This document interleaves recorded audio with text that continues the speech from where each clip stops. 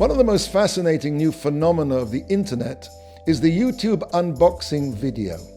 Now, for the uninitiated, an unboxing video is quite simply a video of someone unwrapping or unboxing a new acquisition. Now, I can understand why someone might want to post such a video. It's a kind of showing off.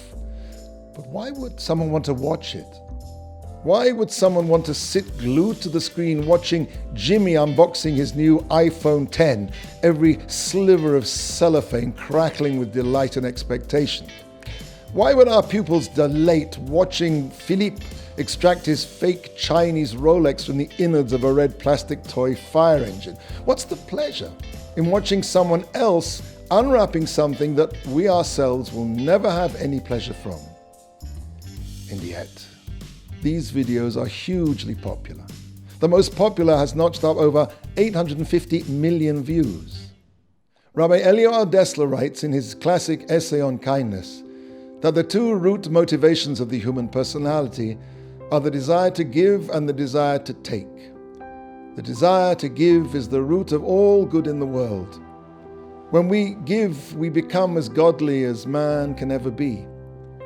The power to take, on the other hand, is the root of all evil in the world. Egotism, wars, infidelity, theft, all evil finds its root in the desire to take.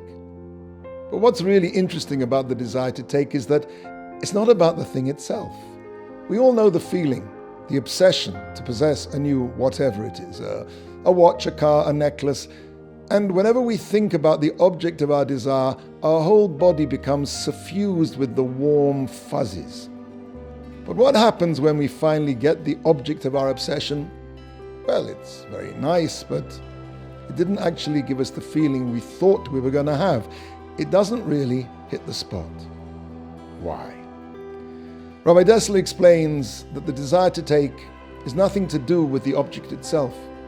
It's about the act of taking. It's about making something mine that's not mine. It's about moving something beyond the perimeter of my possession inside it.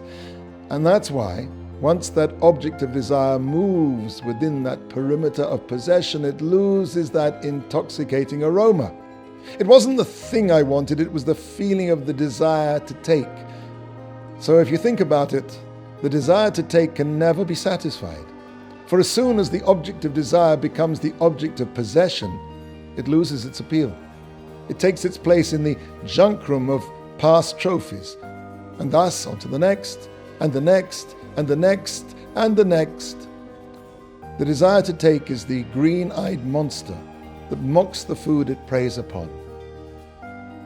Maybe unboxing videos show the truth of what Rabbi Dessler was saying, that the moment of acquisition is so sweet, so rooted in the desire to take, that even watching someone in the act of acquisition gives pleasure to around 850 million spectators.